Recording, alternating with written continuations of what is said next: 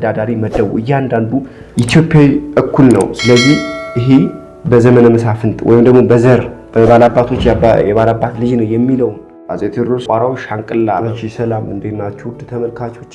ዛሬ ደግሞ ዋነኛውንና ቀዳሚውን ድርሻ የሚወስዱት ጀግናው አፄ ቴዎድሮስ ወይም ደግሞ መይሳው ካሳ የእሳቸውን ታሪክ ነው ይዤ የመጣሁት። እንግዲህ እሳቸውን ስናነሳ የኢትዮጵያን ዘመናዊነት ማንሳት እንችላለን። ኢትዮጵያ ከመቼውም ጊዜ በላይ ዘመናዊ ቴክኖሎጂ እንድትጠቀም ወይም ደግሞ ወደፊት እንድትሄድ ካደረጉት ጀግና ንጉስ አንዱና ዋነኛው ቀዳሚውን ድርሻ የሚወስዱት አፄ ቴዎድሮስ ናቸው። እንግዲህ አፄ ቴዎድሮስ ማንነታቸውና ስብዕናቸው ምን አይነት ነው?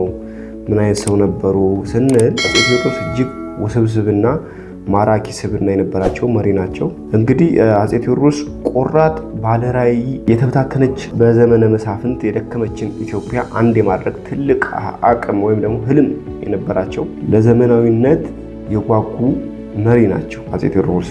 እንግዲህ አፄ ቴዎድሮስ ፍትሐዊና ለድሆች አዛኝ፣ በዘመነ መሳፍንት ይደርስ የነበረውን የባላባቶች ግፍ በመቃወም የድሆችና የችግረኞች ጠበቃ በመሆን ይታወቁ የነበሩ ጀግናና ቆራጥ መሪ ናቸው። እንግዲህ ከአፄ ቴዎድሮስ በፊት ሲገዙ የነበሩት ንጉሶች ማንም ወታደር የገበሬን ሰብል የመዝረፍ መብት አለው ማለት ነው። ዝም ብሎ እንደዚህ መጥቶ ካልተመቸ የፈለገውን ከብትም ሰብል ምግብም እንደፈለገ መዝረፍ ይችላል። ማንም የሚቃወም አልነበረም። ከዛ በኋላ ግን አፄ ቴዎድሮስ ይሄን አስቆመ። በቃ ለሀገር ፍትሐዊነት፣ ለድሃ መራራት ከዛ በኋላ ነው እንግዲህ ከአፄ ቴዎድሮስ በኋላ ነው የመጣው። እንግዲህ አፄ ቴዎድሮስን ያመጣው በኋላ እነግራችኋለሁ። ያው ከልጅነቱ እሱም ያሳለፈው ታሪክ ስለሆነ ማለት ነው። እንግዲህ አፄ ቴዎድሮስ ሃይማኖተኛና ጨዋ፣ መጽሐፍ ቅዱስን ጠንቅቀው የሚያውቁ የጾሙና የጸሎት ሰው ነበሩ። በተቃራኒው ደግሞ አፄ ቴዎድሮስ ቁጡ፣ ግልጸኛ፣ ፍላጎታቸውና ራዕያቸው ሲሰናከል በተለይ በስተርጅናቸው አካባቢ እጅግ ቁጡና ጨካኝ እርምጃዎችን ይወስዱ ነበር። ይህ ባህሪያቸው በወዳጆቻቸውና በጠላቶቻቸው ዘንድ እኩል ያስፈራቸው ነበር ማለት ነው። እንግዲህ አፄ ቴዎድሮስ የተወለዱ እድገታቸው እንዴት ነው፣ ውልደታቸውስ እንዴት ነበር የሚለውን አፄ ቴዎድሮስ እንግዲህ የተወለዱት እንደ አውሮፓውያን አቆጣጠር 1818 በአሁኑ ሰሜን ጎንደር ዞን ወይም ደግሞ ቋራ አካባቢ ነው የተወለዱት። እንግዲህ ከአባታቸው ከኃይሉ ወልደ ጊዮርጊስ የቋራ ገዢ የነበሩ ሲሆን አባታቸው ማለት ነው። በአፄ ቴዎድሮስ ሕፃን እያሉ ነው አባታቸው ያረፈው። እናታቸው እቴጌ አትጠገብ የመኳንንት ዘር ቢሆኑም እንኳ ባላቸው ከሞተ በኋላ በኢኮኖሚ በመድኃኒታቸው በጎንደር ከተማ እየሸጡ ልጃቸውን አፄ ቴዎድሮስን እንዳሳደጉ ታሪክ ይነገራል። ምንም እንኳ የታሪክ ውሸት ቢሆን ታሪክን ለማሳነስ የተነገረ ነው እንጂ ውሸት ነው። እሺ አፄ ቴዎድሮስ እናት ኮሶ አልሸጡም፣ አልተቸገሩም። የመኳንንት ዘር ሆነው የመኳንንት ባለቤት ሆነው እንዴት ሊቸገሩ ይችላሉ? ይሄ የአፄ ቴዎድሮስን ታሪክ ለማበላሸት ወይም ደግሞ ለማጠልሸት የተነገረ ስራ ነው እንጂ ልክ አይደለም። ዝም ብሎ ነው። እሺ ልታውቁ ቴዎድሮስ ትምህርታቸውን እንዴት ተማሩ? ይህን ያክል እውቀት እንዴት አመጡት? በጣም ዘመናዊ ሰው ነበሩ በዛ ዘመን። ከየት ነው ያመጡት? ይህንን ስንል ከቤተክርስቲያን ነው እንግዲህ የተማሩት። የቤተክርስቲያን ትምህርት መጀመሪያ በችልጋ ደብር፣ በኋላም በቴድዳ ተክለ ሃይማኖት ገዳም የቤተክርስቲያን ትምህርት ንባብና ዳዊት ተምረዋል። በገዳሙ እያሉ በነበረው የእርስ በርስ ጦርነት ገዳሙ ማለት ነው በእርስ በርስ ጦርነት ሲጠፋ አፄ ቴዎድሮስ ወይ ደግሞ መይሳው ካሳ በተአምር አመልጠው ወደ አጎታቸው ደጃዝማች ክንፈ ቤት ሄዱ ማለት ነው። እዛ ላይ አሁን እንድትረዱልኝ የምፈልገው ከገዳሙ እያለ በነበረው የእርስ በርስ ጦርነት ገዳሙ ሲጠፋ ሲል እርስ በርስ ሲባል እንደዚህ የተኩስ ጦርነት አይደለም። እሺ እንድታውቁት የተኩስ ጦርነት ሳይሆን የሀሳብ አለመስማማት ነው እንጂ የተኩስ የጠብ ምናምን ድብድብ ወይ ጦርነት አይደለም። እሺ በዛ አይደለም የፈረሰው። የእርስ በርስ አለመግባባት ተፈጠረና ገዳሙ የነበሩት መነኮሳት አባቶች ለየብቻቸው ሄዱ ነው እንጂ ጦርነት ሲል እዚህ ጋር እንደዚህ የውጊያ ጦርነት አይደለም። እሺ እንድትረዱ የጦር ስልት ትምህርት ተማሩ።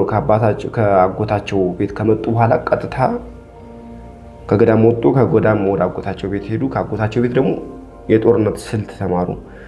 በአጎታቸው ደጃዝማች ክንፈ ቤት ውስጥ የፈረስ ግልቢያ፣ የጦር መሳሪያ አያያዝና የውጊያ ስልቶችን ጠንቅቀው ተማሩ።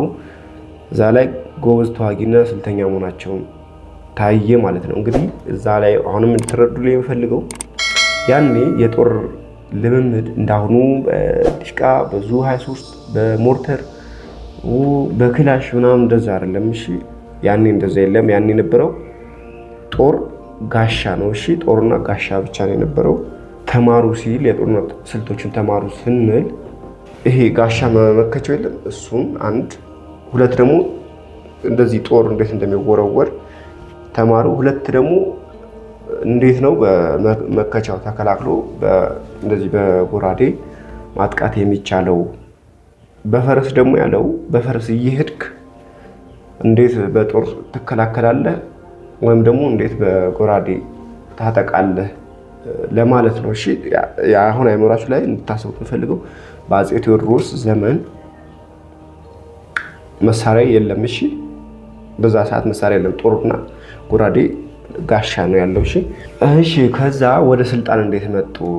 እንግዲህ አፄ ቴዎድሮስ ወደ ስልጣን መምጣት ዘመነ መሳፍንት ያበቃበትና የኢትዮጵያ አንድነትን የመሰረተበት ታላቅ ምዕራፍ ነው። እንግዲህ አፄ ቴዎድሮስ ወደ ስልጣን ሲመጡ ዘመነ መሳፍንት የሚባል ጠፋ። ኢትዮጵያን ወደ አንድነት መሰብሰብ ተጀመረ ማለት ነው። ያኔ ከዛ በፊት ኢትዮጵያ በየመሳፍንቶች በዘመነ መሳፍንት ንጉሶች ወይም ገዢዎች ተበታትና የነበረች ሀገር ነበረች ማለት ነው ኢትዮጵያ። ስለዚህ አፄ ቴዎድሮስ ከመጣ በኋላ ኢትዮጵያ አንድ ሆና እንድትተዳደር አደረጉ ማለት ነው። እንግዲህ በመጀመሪያ አፄ ቴዎድሮስ የሽፍታነት ዘመን ወይም ደግሞ የቋራው ሻንቅላ በመባል ይታወቃል። ያጎታቸው ልጆች መሬትና ስልጣን በከለከሏቸው ጊዜ ካሳ ወደ ቋራ በረሃ በመውረድ ሸፈቱ። የሸፈቱት እንግዲህ በአጎታቸው ልጆች ጸብ ነው ማለት ነው መጀመሪያ። እሺ እዚያም ተከታዮችን በማፍራት በህዝብ ላይ ግፍ የሚሰሩ ባላባቶችንና የሱዳን ድንበር ተሻጋሪ ዘራፊዎችን መውጋት ጀመሩ ማለት ነው። እንግዲህ በመቀጠል ከሀብታሞች እየቀሙ ለድሆች ስለሚሰጡ በህዝብ ዘንድ ከፍተኛ ተወዳጅነትን አተረፉ። ከሀብታሞች እየቀሙ ለድሆች ሰጡ ሲል እዚህ ጋር ሀብታሞችን እየዘረፉ አይደለም። እሺ እንድትረዱት አፄ ቴዎድሮስ ዘራፊ አይደሉም። ምን ለማለት ፈልጎ ነው? አንድ ሰው ተቸግሮ አንድ ባለሀብት አላግባብ ድሃን በድሎ የወሰደውን ሀብት ለድሃው በፍትሃዊነት እንዲመልስለት ያደርጋል ለማለት ነው። እሺ የፈለገው እንጂ እዚህ ጋር ከሀብታሞች እየቀሙ ለድሆች ስለሚሰጡ በህዝቡ ዘንድ ከፍተኛ እንደሱ አይደለም። ሀብታሞችንም ቀማ ማለት እኮ ቅድም ፍትሃዊና ግልጽነት የሚለውን ነገር ያፈርሰዋል ማለት ነው። ቅድም ተነጋገር ነው። ስለዚህ እንደሱ አይደለም። ሀብታሞችን መቀማት ሳይሆን የድሃን ገንዘብ ሀብት በአግባቡ እንዲሰጡ ወይም ደግሞ በአግባቡ ድሃንም እኩል አይን እንዲያዩ ነው ያደረገው እንጂ መንገድ ላይ እንደዚህ ዘርፎ ወይም ደግሞ ቤታቸውን ገብቶ አይደለም። እንግዲህ አፄ ቴዎድሮስ መኳንንት የተባለ የዘመነ መሳፍንት መሪዎች እያንዳንዱንም አጥቃት ጀመረ። የካሳ መገስገስ ያሰጋቸው የጎንደር እውነተኛ ገዢዎች የነበሩት እቴጌ መነን ልጃቸው ራስ አሊ ካሳን በሰላም መያዝ ሲሉ የራስ አሊ ልጅ ተዋበችን ዳሩላቸው።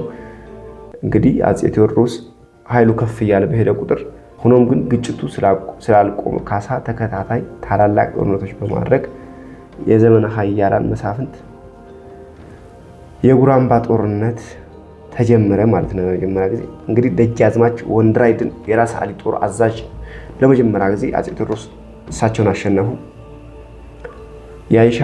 የአይሻል ጦርነት ደግሞ በሁለተኛ ጊዜ ተደረገ ማለት ነው። የዘመነ መሳፍንት ዋና መሪ የነበሩት ራስ አሊን ድል በማድረግ የእጁን ስውርነት አበቁ ማለት ነው።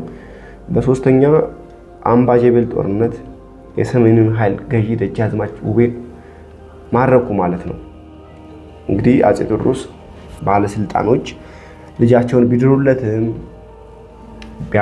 ቢያታልሉትም ምንም አፄ ቴዎድሮስ ሊታለል ወይም ደግሞ ይህን በደል ከህዝቡ ላይ እያደረሱ ያሉትን በደል አይምሮ ሊቀበል ስላልቻለ ምንም ቢያደርጉለት ሊቀበል አልቻለም። ስለዚህ ሁሉንም በጦርነት አሸነፈ ማለት ነው። በመቀጠል የንጉስ ነገስትነት ዘውድ ይላል።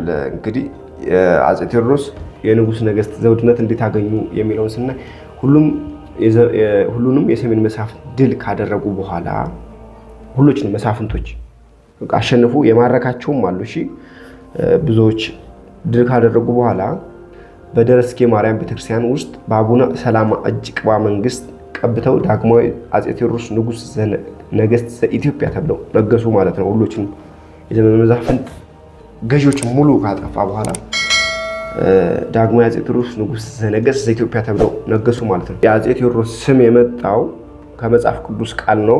ማስታወሻው እንግዲህ ቴዎድሮስ የሚለውን ስም የገዙት ከመጽሐፍ ቅዱስ የመጨረሻው ዘመን ቴዎድሮስ የተባለ ንጉስ ይመጣል፣ ዓለምን በፍትህ ያስተዳድራል፣ ኢየሩሳሌምንም ነፃ ያወጣል የሚለውን የፍካሬ ኢየሱስ ትንቢት ህዝቡ ስለሚያምን ያንን ትንቢት ለመፈጸም ነው አጼ ቴዎድሮስ የሚለው ስም የመጣው ከዛ ነው ማለት ነው። ከፍካሬ ኢየሱስ ላይ ካለው ላይ ያንን ትንቢት ህዝቡ ስለሚያምን ያን ለመፈጸም ነው አጼ ቴዎድሮስ ብሎ ስሙን የሰየመው እንጂ ካሳ ይባላል የመጀመሪያ ስሙ። ያው ታውቁታላችሁ። የአጼ ቴዎድሮስ ዘመናዊነትና የስልጣን ፈተናዎች ወደ ስልጣን ከያዙ በኋላ በርካታ ማሻሻያዎች ሪፎርም ጀመሩ። የጦር ኃይል ማዘመን፣ የመጀመሪያውን የሀገር ውስጥ ጦር መሳሪያ ማምረት በጋፋት ደብረ ታቦር አቅራቢያ አቋቋሙ ማለት ነው። ሚስዮናውያን በማስገደድ ሴባስቶፖል የተባለውን ታላቅ መድፍ አሰሩ። አስተዳደራዊ ለውጥ በዘር የሚወረስ የባላባትነት ስልጣን በመሻር በደሞዝ የሚተዳደር ማዕከላዊ ወታደርና አስተዳዳሪ መደቡ። እያንዳንዱ ኢትዮጵያዊ እኩል ነው። ስለዚህ ይሄ በዘመነ መሳፍንት ወይም ደግሞ በዘር በባላባቶች የባላባት ልጅ ነው የሚለውን አስተሳሰብ በማጥፋት ሁሉም ሰው እኩል በደሞዝ እንዲተዳደር አደረጉ። ይህን ህግ ለመጀመሪያ ጊዜ ደሞዝ እንዲከፈል ያወጡት አጼ ቴዎድሮስ ናቸው ማለት ነው። ለመጀመሪያ ጊዜ የደሞዝ ህግ የጀመረው በአጼ ቴዎድሮስ ዘመን ነው ማለት ነው። እስካሁን ያለው ማለት ነው። መንገድ ለመጀመሪያ ጊዜ የተሰራው ወይም ደግሞ የታየው መንገድ እንደሚሰራ የታወቀው በአጼ ቴዎድሮስ ዘመን ነው። አጼ ቴዎድሮስ እንግዲህ የሰራቸው መድፎች ለማጓጓዝ ራሳቸው ድንጋይ እየፈነቀሉ መንገድ ሰርተዋል ማለት ራሳቸው አጼ ቴዎድሮስ ድንጋይ እየፈነቀሉ ራሳቸው አብረው ህዝቡ ጋር ሆነው ለመጀመሪያ ጊዜ መንገድ ሰርተዋል ማለት ነው። አጼ ቴዎድሮስ እንግዲህ አጼ ቴዎድሮስ የስልጣን መዳከም እንዴት መጣ ስንል ደግሞ የውስጥ ድምፅ ወይም ደግሞ የውስጥ ጠላቶች መነሳት፣ የሃይማኖት መሪዎች መሬታቸው በመቀማታቸውና የክልል መሳፍንት ስልጣናቸውን በማጣታቸው ንጉሱን በየቦታው ማመጽ ጀመሩ። ለምሳሌ ንጉሱ ምኒልክ በነበሩበት መቅደላ አመጥተው አመለጡ ማለት ነው። መጀመሪያ እንግዲህ ጎንደር ውስጥ አጼ ምኒልክ ናቸው ያመጹት። ሁለተኛ ደግሞ ጎጃም ውስጥ ተድላ አሊ አመጹ ማለት ነው። የውጭ ዲፕሎማሲ መበላሸት፣ ከእንግሊዝ ጋር ደግሞ አላስፈላጊ ነገር ተቃቃሩ ማለት ነው።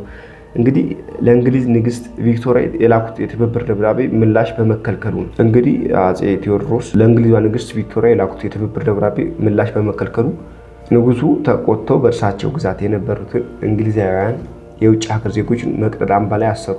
የትብብር ደብዳቤ ጻፉና ለእንግሊዝ የስራ ትብብር ማለት ነው። እንግዲህ እንግሊዝ ንግስት ቪክቶሪያ መልስ ባለመስጠታቸው አጼ ቴዎድሮስ ተቆጥተው የእንግሊዝ ተወላጆችን በሙሉ ጎንደር ላይ አሰሩ ማለት ነው።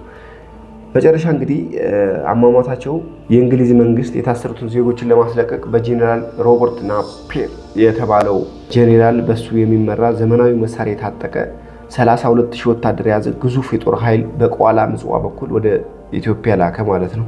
የእንግሊዝ ንግስት ቪክቶሪያ ነች የላከችው። እንግዲህ እንግሊዞች እዚህ ላይ እንዴት መንገድ አወቁ፣ እንዴት ቀጥታ መጠው ገቡ ስንል አጼ ዮሐንስ ነው እየመራ የመጣቸው። አጼ ዮሐንስ እንግዲህ ለአንተ ዘመናዊ መሳሪያ እንሰጥሃለን፣ አንተ እንድትነግስ እናደርግሃለን ተብሎ ሙሉ መረጃ አቀበላቸው፣ ሙሉ መንገድ ወሰዳቸው፣ መራቸው። ስልጣናቸው እየተዳከመ መጥቷል። በመቅደላ አምባ ስር በምትገኘው አሮጌ ጫሊ ሜዳ ላይ የቴዎድሮስ ጥቂት ጦር ከእንግሊዛዊ ዘመናዊ ጦር ጋር ተጋጠመ። እንግዲህ እንግሊዞች እንዳልኳችሁ 32,000 ወታደር ሙሉ ዘመናዊ መሳሪያ የታጠቀው፣ ኢትዮጵያ ውስጥ ደግሞ እንዳልኳችሁ ያኔ የነበረው ጋሻ ጦር ነው እንጂ ሌላ ዘመናዊ መሳሪያ አልነበረም። እንግዲህ ያኔ የኢትዮጵያ ሰራዊት የአጼ ቴዎድሮስ ኃይል በጣም ረገፈ፣ ብዙ አለቀ። የቴዎድሮስ ታማኝ የጦር አዛዥ ፊታውራሪ ገብርዬም እዛው ላይ እንግዲህ ተሰዉ ማለት ነው። በመጀመሪያ ነው የተሰዉት። ያኔ አጼ ቴዎድሮስ እንግዲህ ትንሽ ሳይሆን የሆነ ሞራላቸው የነበራቸው ስነ ልቦና ተጎዳ፣ ተስፋ የመቁረጥ ስሜት ተሰማቸው ማለት ነው። የጀግንነት ፍጻሜው እንዴት ነው? እንግሊዞች መቅደላ አምባን ሰብረው ለመግባት ሲቃረቡ አጼ ቴዎድሮስ ለጠላት እጃቸውን ላለመስጠት ወሰኑ። እኔማ እንግዲህ ለእንግሊዝ ራሴን አሳልፌ አልሰጥም፣ እጄን ለባሪያ አልሰጥም በማለት የንግስት ቪክቶሪያ ዘመድ ከሆነው ካፒቴን ስፒድ የተበረከተላቸውን ሽጉጥ በአፋቸው ጎርሰው ራሳቸውን ሰው ማለት ነው። እንግዲህ እዚህ ጋር የእንግሊዝ ንግስት ቪክቶሪያ ዘመድ ከሆነው ካፒቴን ስፒድ የተበረከተላቸውን ሽጉጥ በአፋቸው ጎርሰው በመተኮስ ራሳቸውን አጡ ስንል አሁን እንግዲህ ጠላት ናቸው። እንግዲህ ጋር ግን እዛ በፊት ወዳጅ ስለነበሩ ስጦታ የተሰጣቸውን ሽጉጥ አንስተው ጠጡ ማለት ነው። ጠላት ማርኮ ሊወስዳቸው መጣ ማለት ነው። ያኔ አፄ ቴዎድሮስ ራሳቸውን አጥፍተዋል፣ ሰውተዋል ማለት ነው። ያኔ የእንግሊዝ ጄኔራል ወታደሮች ተደነቁ በጣም እንዴት ራሳቸውን ድረስ እስኪሰው ብለው በጣም ተደነቁ። ሞተዋል። እዛው አስከሬናቸው ላይ ወታደራዊ ሰላምታ ሰጥተዋቸው ተደንቀው ሄዱ ማለት ነው። በአሁኑ ሰዓት እንግዲህ አስከሬናቸው በመቅደላ መድኃኔዓለም ቤተክርስቲያን ተቀብሮ የሚገኘው እንግዲህ አሁን እዛ ነው የሚገኘው ማለት ነው አስከሬናቸው። አፄ ቴዎድሮስ ራሳቸውን እንግዲህ ለሀገር አሳልፈው ለጠላት ላለመማረክ ራሳቸውን አሳልፈው የሰጡ ጀግና ናቸው። እንግዲህ ውድ ተመልካቾቼ የዛሬ ቪዲዮ ይህን ይመስል ነበረ። እንደወዳችሁ ተስፋ አደርጋለሁ። ትንሽ ፈጠን ብያለሁ፣ እዛ ከጀርባ ባክግራውንድ እየገባብኝ ስለነበረ ነው። እንግዲህ ሀሳብ አስተያየታችሁን ኮሜንት አስቀምጡልኝ። ሰብስክራይብ በማድረግ ቤተሰብ ሁኑ። በሌላ ቪዲዮ እስከምንገናኝ ሰላም ሁኑ። አመሰግናለሁ።